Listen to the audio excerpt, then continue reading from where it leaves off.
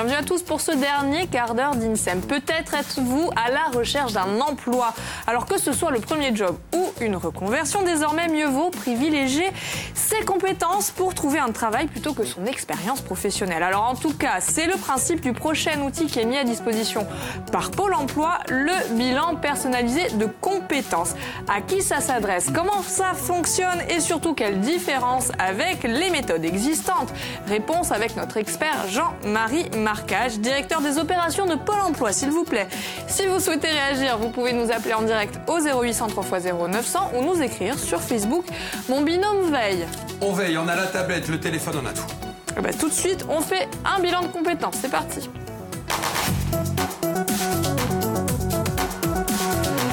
Bonjour Jean-Marie, bienvenue. Bonjour. Vous allez bien? Très bien. C'est le grand retour aujourd'hui pour cette rentrée. Oui, a priori, oui. Alors, on va faire les présentations. Jean-Marie Marcage, directeur des opérations de Pôle emploi en Corse. On va rappeler ce que c'est. Allez, pour la xème fois. C'est ça. C'est en fait la déclinaison de l'ensemble des offres de services de Pôle emploi sur notre réseau d'agences et vis-à-vis du grand public. Voilà. J'allais dire que vous êtes l'homme de la situation. On verra ça après. Ça va. Alors, vous êtes là aujourd'hui pour nous parler du bilan de compétences personnalisées. Qu'est-ce que c'est? Alors, je suppose que vous avez entendu l'interview du président de la République hier soir. Il en a un petit peu parlé. Ça faisait partie de son programme de campagne et donc il a demandé à Pôle emploi de mettre en œuvre le plus rapidement possible, après l'inscription de toute personne qui s'inscrit comme demandeur d'emploi, un bilan de compétences. Donc Pôle emploi a pas mal travaillé sur ce sujet-là.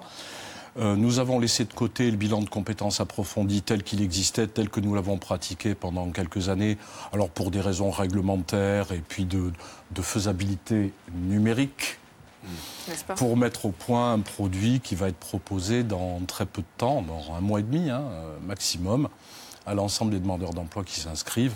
C'est un bilan personnalisé des compétences qui sera installé dans l'espace personnel de pôle emploi.fr et qui va permettre à toute personne qui s'inscrit ou qui se réinscrit d'indiquer l'ensemble des compétences dont elle dispose, que ce soit par rapport au métier qu'elle a exercé ou qu'elle veut exercer, ou que ce soit par rapport à des compétences acquises au travers de l'expérience de la vie. Voilà.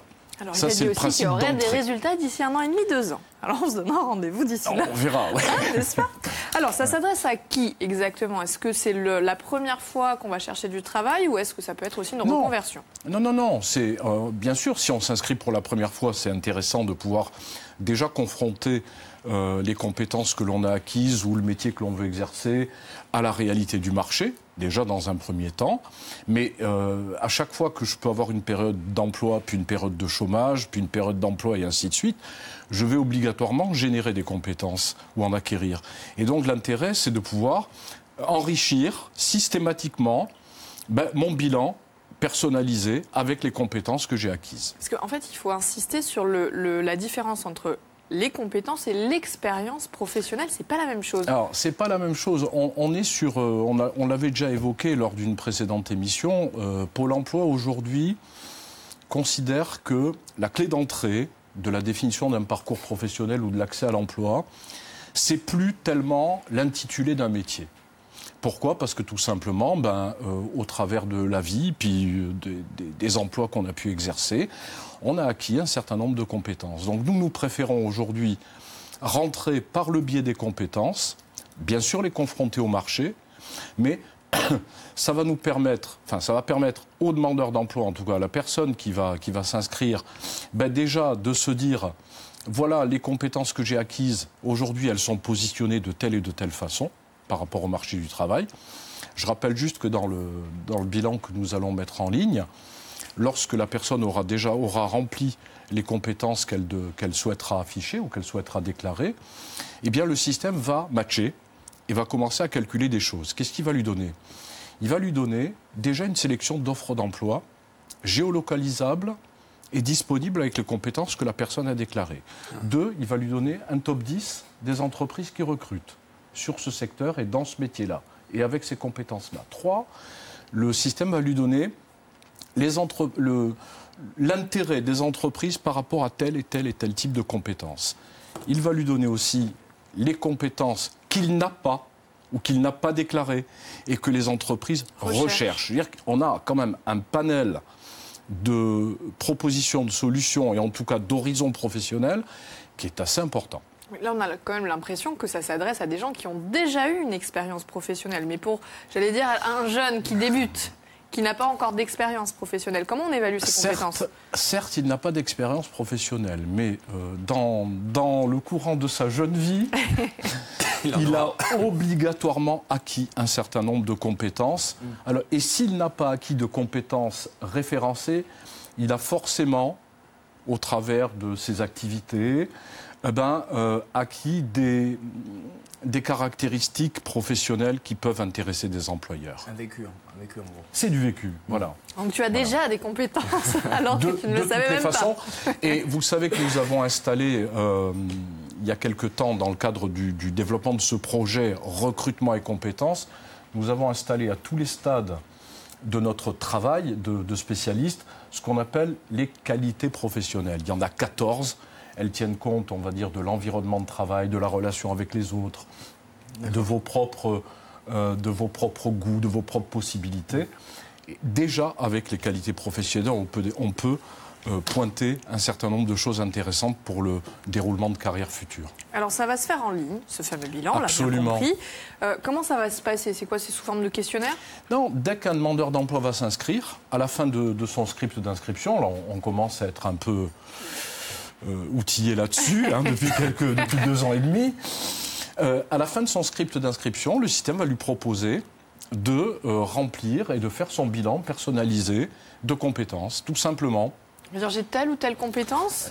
On va lui proposer des choix. Sous forme de QCM un peu. Un petit peu, sous forme de je coche. Ah, vous êtes à la recherche d'un emploi, vous ? À l'époque, il y a 7 ans de ça, je crois, j'en ai fait un. J'ai fait un bilan de compétences. Bon, il en est ressorti. Personnalisé, ça n'existait pas encore, puisque ça n'est pas encore disponible, on le rappelle. Il s'appelait Approfondi à l'époque, mais on n'est pas sur le même registre. Alors là, sur Facebook, par exemple, on nous demande j'aimerais me reconvertir dans l'agriculture, mais je n'ai aucune formation. Comment ce bilan peut-il m'aider ? Alors, ce bilan, dans un cadre précis comme celui-ci, va aider dans un deuxième temps, lorsque la personne aura son entretien de situation avec le conseiller.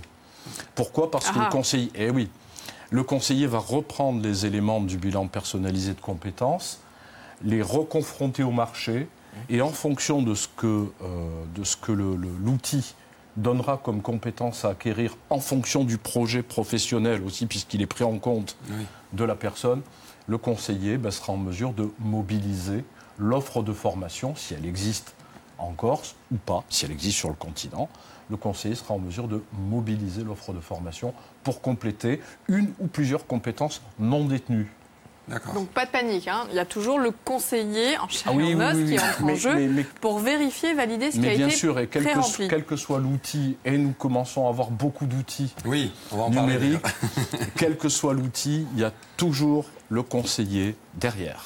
Oui, parce qu'il y a quand même une différence entre les résultats obtenus en théorie, parce qu'on peut s'imaginer avoir plein de compétences et ne pas les avoir, et inversement, ignorer qu'on a certaines compétences, d'où l'intérêt quand même de vérifier avec le conseiller. De vérifier avec le conseiller, et puis si le conseiller considère qu'il faut aller un peu plus loin, on a des produits qui nous permettent aussi de les évaluer, ces compétences. S'il y a vraiment nécessité d'aller au fond des choses, eh bien ces compétences-là, on pourra les évaluer. Et vérifier qu'on les a ou pas. Alors mon cher Florian, il faut savoir qu'aujourd'hui, Pôle emploi a plein de nouveautés dans ses tiroirs pour nous aider à trouver du travail. Et bien sûr, et surtout, ils sont très actifs en matière d'innovation numérique. Donc c'est sûrement pour simplifier la vie des demandeurs d'emploi. Alors par exemple, le site a été mis à jour dernièrement et de plus en plus facile d'utilisation. On en parlait tout à l'heure. Quasiment tout l'administratif passe désormais par le site web. C'est un peu ça. La création de l'Emploi Store, qui est la plateforme de services digitaux, web et mobiles de l'emploi, gratuite et ouverte à tout internaute souhaitant évoluer professionnellement ou en recherche d'emploi. L'appli Maintenant Pôle emploi, créée par Lorraine Michel, qui est employée de Pôle emploi et qui a décidé de créer une start-up innovante au cœur de Pôle emploi pour créer cette application qui, au départ, s'appelait Chouette. Et on peut parler aussi du recalcul automatique des droits. Fini les dossiers papier complets de fiches de paie. Tout est numérisé et classé afin que chaque cas de demandeur d'emploi soit traité au plus vite. Est-ce que vous êtes d'accord un peu avec tout ce qui a été dit ? Complètement. Juste un petit truc, oui. C'est qu'on essaye de plus en plus, au fur et à mesure qu'on avance dans la création de nos outils, bien de les interconnecter. C'est-à-dire que le bilan personnalisé de compétences, il va matcher, il va chercher des choses dans la bonne boîte, il va chercher des choses dans la bonne formation, par exemple. Donc on essaye de prendre ces outils qui ont été créés les uns après les autres, et on essaie de les faire travailler ensemble. Bon, l'idée, c'est pas de mettre au chômage les conseillers de Pôle emploi, on est bien d'accord ? Absolument pas. Absolument pas. Par contre, l'un des objectifs, c'est de faire prendre conscience aux candidats l'étendue des compétences, et c'est là que ça pêche. Les gens ne réalisent pas.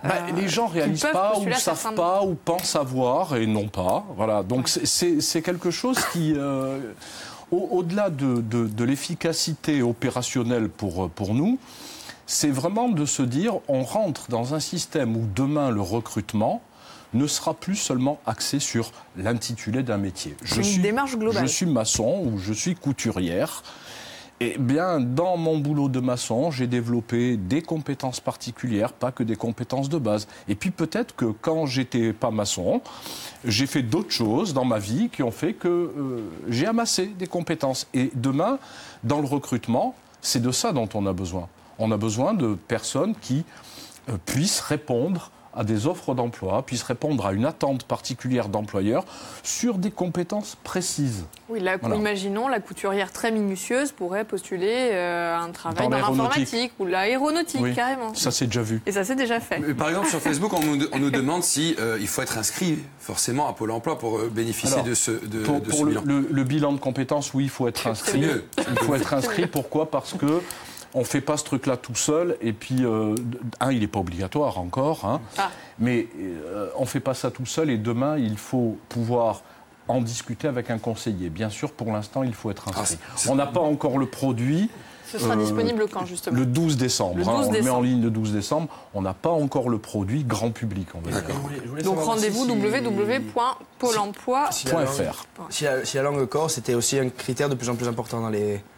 C'est un critère qui est utilisé dans les recrutements, dans une part importante, et selon les métiers. Il y a des métiers qui nécessitent l'usage de la langue corse, d'autres qui ne le nécessitent pas. Il prêche pour sa paroisse. Oui, il a raison.